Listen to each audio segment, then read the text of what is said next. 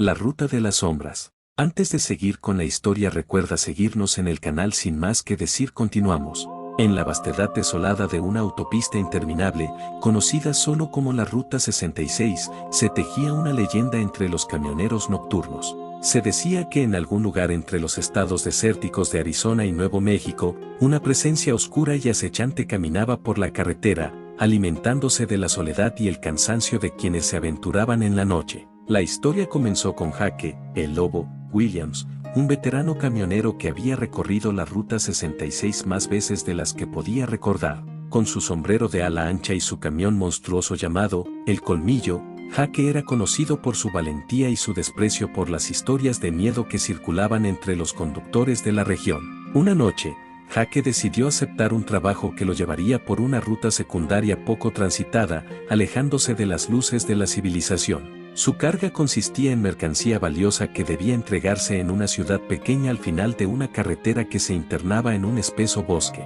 La paga era tentadora, y Jake no era del tipo que se asustaba fácilmente. La noche era oscura y sin luna cuando Jake comenzó su viaje. El silencio en la cabina del Colmillo era interrumpido solo por el rugido del motor y el suave zumbido de la radio. Mientras avanzaba por la Ruta 66, Jake notó que la carretera se volvía más estrecha y más tortuosa, adentrándose en un bosque denso y tenebroso. Las sombras de los árboles se cerraban sobre la carretera, creando un túnel oscuro que absorbía la luz de los faros. A medida que Jake avanzaba, la sensación de ser observado se apoderó de él. Los árboles parecían inclinarse hacia la carretera, sus ramas crujían como susurros siniestros que se mezclaban con el susurro del viento. La radio, que había estado emitiendo música country alegre, se distorsionó y se convirtió en un murmullo ininteligible. Jake intentó cambiar la frecuencia, pero todos los canales emitían solo estática. Una sensación de incomodidad se apoderó de él, pero con un resoplido, atribuyó todo a su imaginación. Sin previo aviso, las luces del Colmillo parpadearon y se apagaron por un instante antes de volver a la vida. El motor rugió como un animal enfurecido, pero Jake era un hombre de acero, y no permitiría que unas luces parpadeantes lo detuvieran. Sin embargo, el bosque parecía tener una voluntad propia, cerrándose detrás de él como una puerta que se cerraba. En la pinambre, Jake notó una figura oscura al borde de la carretera, una sombra espectral que parecía deslizarse entre los árboles. Sin embargo, cada vez que intentaba enfocarla con la mirada, la sombra se desvanecía como humo entre sus dedos. La temperatura dentro de la cabina descendió abruptamente y Jake pudo ver su aliento en el aire. Un escalofrío recorrió su espina dorsal mientras sentía que algo, o alguien, lo observaba desde las sombras. La figura oscura ahora parecía estar siguiendo el Colmillo, siempre a la vista periférica pero nunca completamente visible. Jake apretó el volante con fuerza, acelerando para dejar atrás la opresiva oscuridad del bosque. Sin embargo, la carretera parecía no tener fin, extendiéndose hacia el horizonte en una interminable línea recta. La radio continuaba emitiendo estática, y las luces del tablero titilaban como si fueran velas luchando contra un viento invisible.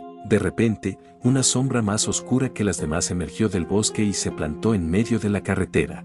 Jake intentó frenar, pero el Colmillo parecía tener una voluntad propia, acelerando hacia la figura. La sombra tomó forma, revelando la silueta de un hombre alto y delgado con ojos que brillaban como dos puntos de luz en la oscuridad. El impacto fue inevitable, y Jake cerró los ojos instintivamente mientras el Colmillo atravesaba la figura como un espectro. Cuando abrió los ojos de nuevo, la figura ya no estaba en la carretera. La estática en la radio dio paso a una risa escalofriante que resonaba en la cabina, haciendo que la columna vertebral de Jake se erizara. Desesperado por escapar, Jake siguió conduciendo, pero la risa persistía, mezclándose con sus pensamientos y resonando en su mente. La carretera, sin cambios aparentes, se extendía hacia el infinito, y las sombras del bosque continuaban su danza macabra. Finalmente, Jake notó un cartel desgastado a la orilla de la carretera que anunciaba la llegada a la ciudad donde debía entregar la carga. A medida que se acercaba, la risa se desvaneció lentamente,